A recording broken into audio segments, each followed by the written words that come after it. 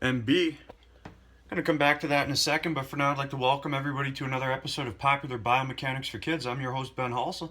Today, we're talking back extensions. It's an exercise you might want to include in your strategy to build yourself one seriously massive backside, baby.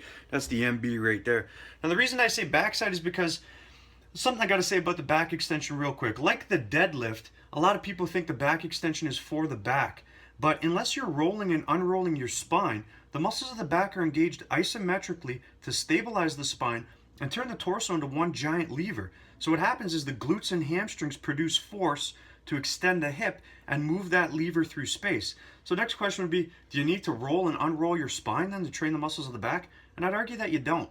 There's a lot of bodybuilders and powerlifters with exceptional back development who don't train their back that way because as long as the muscles are engaged isometrically, you can still recruit them and fatigue them. So that's something I wanted to touch on real quick as it relates to the back extension before I get started.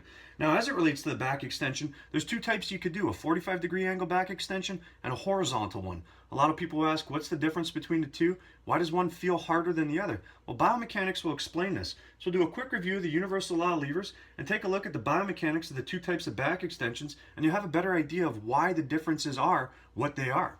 So universal law of levers has two variables. You got the lever, which in this case is the torso, and the direction of resistance, which in this case is going down because of gravity.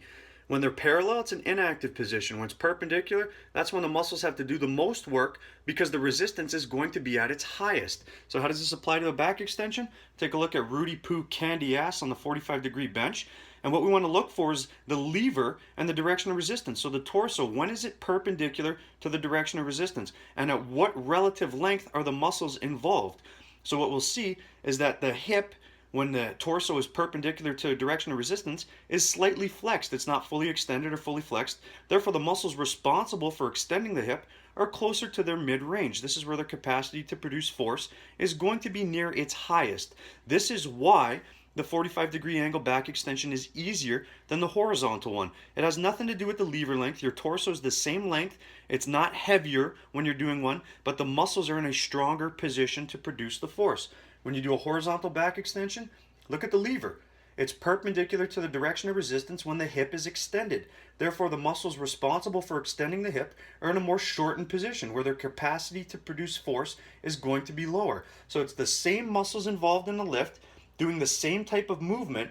The only difference is in one, their capacity to produce force is higher when the resistance is at its highest, and in the other, their capacity to produce force is lower when the resistance is at its highest. So by now, everybody should have an understanding of how biomechanics works. You should be able to look at any exercise and say, that's what that exercise is designed to do.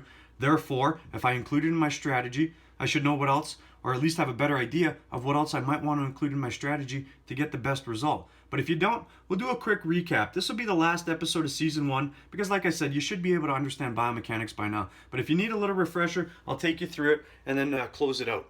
So the first thing you need to do when assessing an exercise is you need to identify a lever. If there's more than one lever, like a compound movement, like a press, you're going to ask, which muscle is being stretched the most? Because the muscle being stretched the most is being worked the most.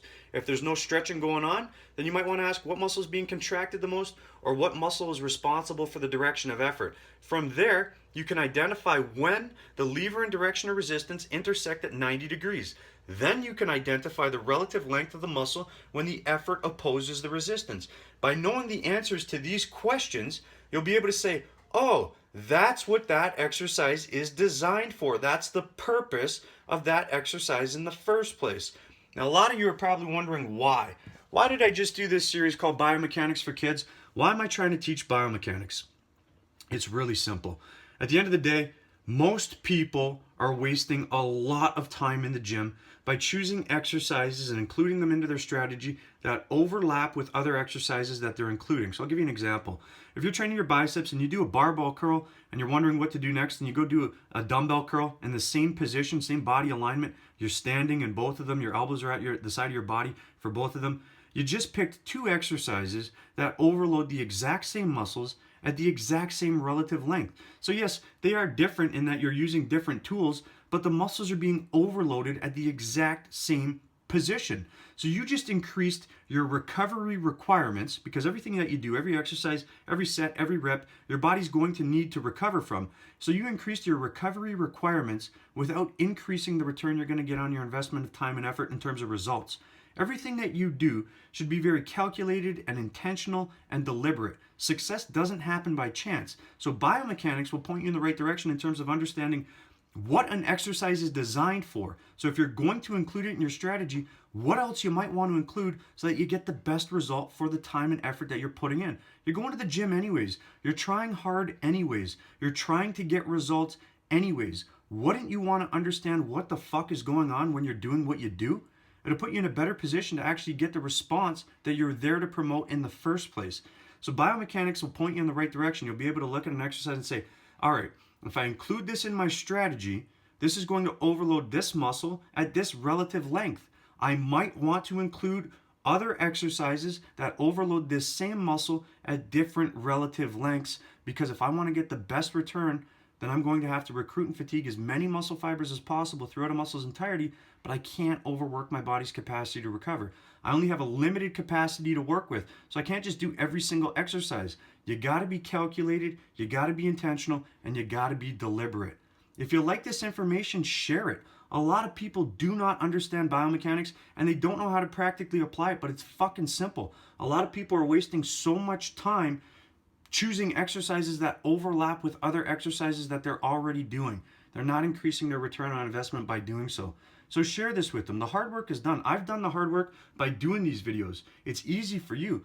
Just introduce people to the free information. If you like this information for yourself, click the fucking button at the bottom, subscribe to the channel, and I guarantee you, if you follow me, I will teach you more about training to build muscle and get stronger than anybody you've ever fucking met.